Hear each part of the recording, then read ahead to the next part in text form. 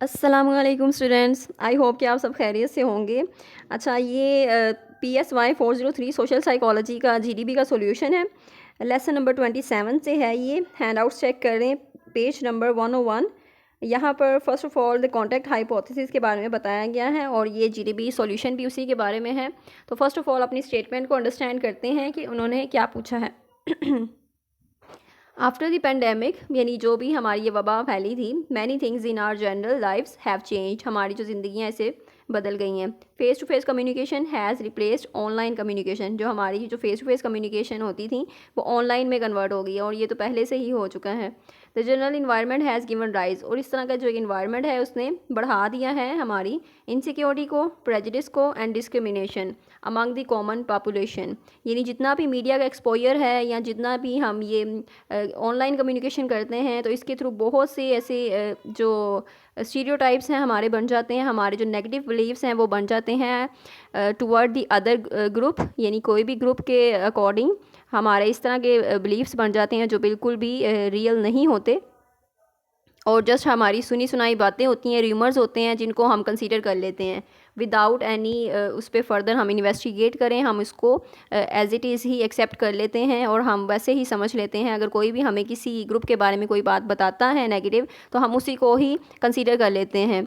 जैसे UK में USA में जो भी 9/11 का जो इवेंट हुआ था या उसके बाद जो भी लोगों को बताया गया था कि जो मुस्लिम हैं वो टेररिस्ट हैं, तो बार बार जो मीडिया एक्सपोजर जो एसोसिएशन हो गई टेररिस्ट वर्ड की मुस्लिम के साथ, तो उस एसोसिएशन के नतीजे में उन्होंने ही कंसीडर करना शुरू कर दिया, समझना शुरू कर दिया कि मुस्लिम्स जो हैं सारे ही मुस्लिम्स टेररिस्ट होते हैं। तो दिस इज़ द स्टीरियोटाइप।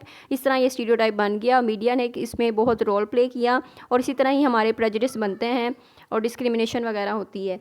और नेक्स्ट प्रेजुडिस क्या होता है? प्रेजुडिस आपकी बायस थिंकिंग होती है, यानी कि आप अपने ग्रुप को फेवर कर रहे हैं और आउटसाइड द ग्रुप जो आउटर ग्रुप है वो उसको आप क्रिटिसाइज़ कर रहे हैं, उसके बारे में आपकी जो थिंकिंग है जो नेगेटिव है। तो this is called the biased thinking, यानी प्रेजुडिस, यानी तासुब है आपका, उसके बारे में आपको तासुब है।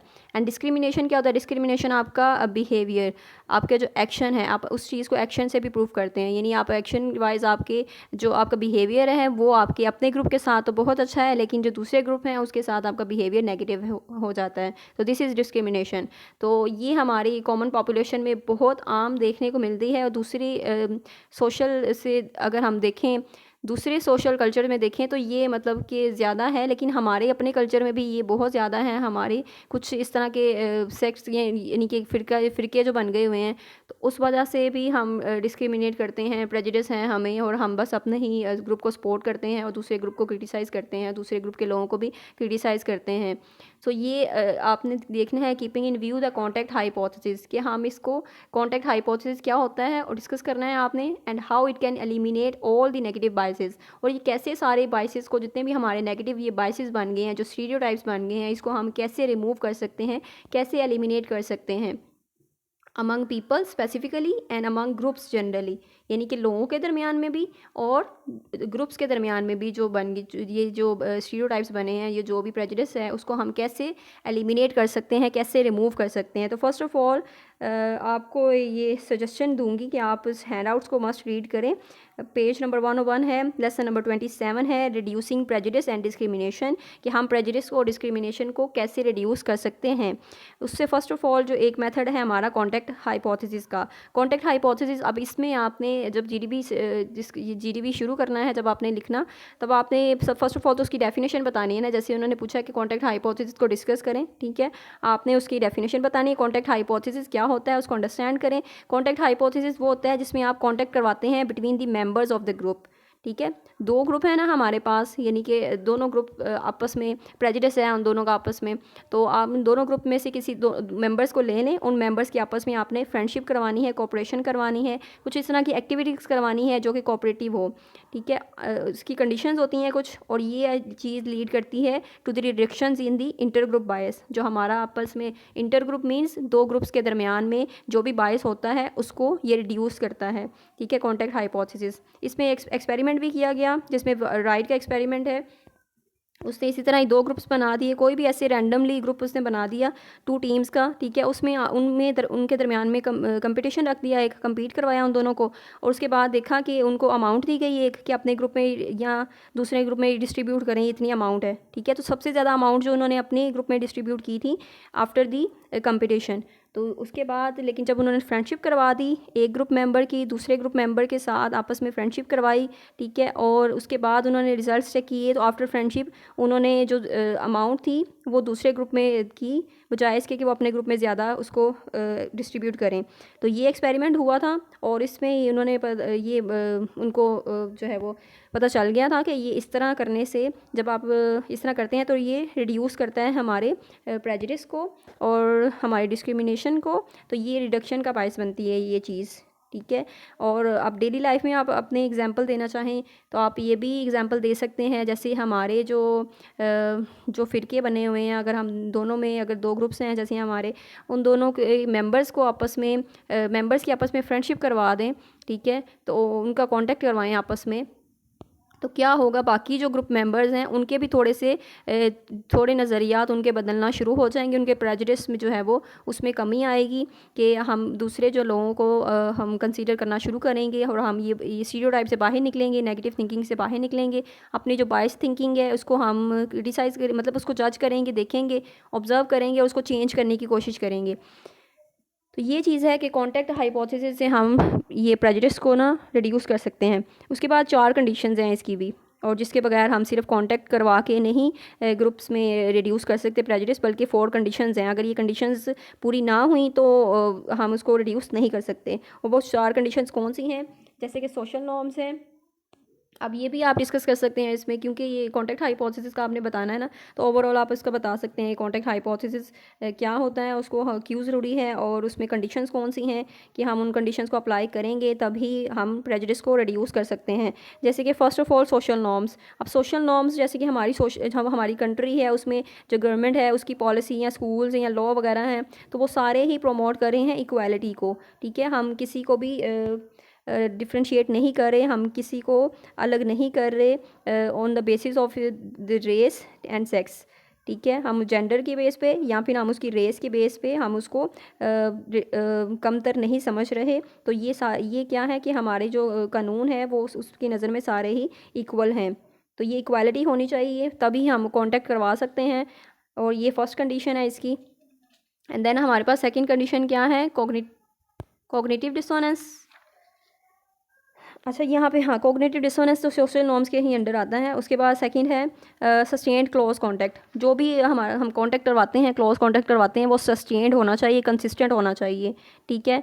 उसको हम जनरलाइज कर सकते हैं दूसरी पॉपुलेशन पे, और पॉजिटिव एटीट्यूड होना चाहिए इंडिविजुअल का आपस में, और उनके दरमियान में कोई अपने कंपटीशन नहीं करवाना, बल्कि कोऑपरेटिव एक्टिविटीज़ करवानी है फ्रेंडशिप के लिए। और इक्वल सोशल स्टेटस, यानी कि आपका सोशल स्टेटस भी इक्वल होना चाहिए, स्टेटस भी डिफरेंट नहीं होना चाहिए। तो आपके स्टेटस डिफरेंट होगा तो आपका जो प्रेजुडिस है उसको कम करना मुश्किल हो जाएगा। And the inter group cooperation, यानी कि आपस में उन ग्रुप की कोऑपरेशन करवाई जाए, तो ये हमारे लिए रिडक्शन का बायस होगी। और अगर हम कंपटीशन करवाते रहेंगे, कंपटीशन से क्या होगा, वो उसमें तासुब जो है वो प्रेजुडिस और ज़्यादा फैलेगा, ठीक है। और अगर हम उसको कोऑपरेटिव एक्टिविटीज़ देते हैं करने के लिए, सारे मिलके करेंगे, तो वो क्या है, उसमें प्रेजुडिस में कमी आएगी। तो ये हमारे पास 4 कंडीशंस हो गई उसकी कि प्रेजुडिस को हम कैसे कम कर सकते हैं, कॉन्टेक्ट हाइपोथेसिस क्या होता है, उसकी 4 कंडीशंस क्या हैं, एंड देन उसमें among people specifically among groups. अच्छा, ये दोनों कंडीशंस जो हैं हम इन दोनों में ही इस तरह कर सकते हैं। अगर लोगों के दरमियान में करवाना है तो हम लोगों के दरमियान में वो फ्रेंडशिप करवाते हैं, कॉन्टैक्ट करवाते हैं, और अगर ग्रुप्स के दरमियान में है तो ग्रुप्स में से कुछ मेम्बर्स लेकर उनके मेम्बर्स का आपस में कॉन्टैक्ट करवाते हैं और फ्रेंडशिप करवाते हैं। एग्जाम्पलीफाई अब इसको करना है, keeping in view general trends of society. अब आपने यही अपने व्यू जो है वो ट्रेंड्स अपने सोसाइटी के रखें अपने माइंड पे, और उसके बाद में एग्जाम्पलीफाई, यानी आपने एग्जाम्पल देनी है कि आप उसको कैसे सॉल्व आउट करेंगे।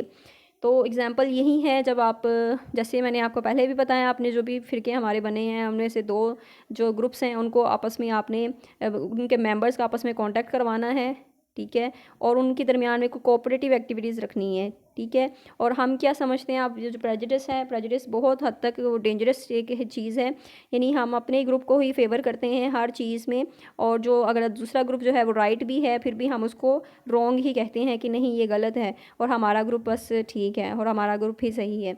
तो ये है कि एग्जाम्पलीफाई, आप एग्जाम्पल में यही बता सकते हैं कि आपके जो दो ग्रुप्स हैं और जिनमें आपने उनके मेंबर्स में आपस में कांटेक्ट करवाएं, उसको कोऑपरेटिव एक्टिविटीज़ दें करने के लिए, ठीक है। और कोई उस तरह की चीज़ रिपीट नहीं होनी चाहिए जो कि उनके दरमियान प्रेजुडिस को बढ़ाए, ठीक है। और जो स्टीरियोटाइप्स हैं उनको ख़त्म करना है हमने, जो नेगेटिव स्टीरियोटाइप्स हमारे बने हुए हैं उनको ख़त्म करना है। जैसे कि आप एग्जांपल ले लें कि आप यूएसए में जाते हैं, आप स्टडी के लिए, हायर स्टडीज़ के लिए आप जाते हैं यूएसए में।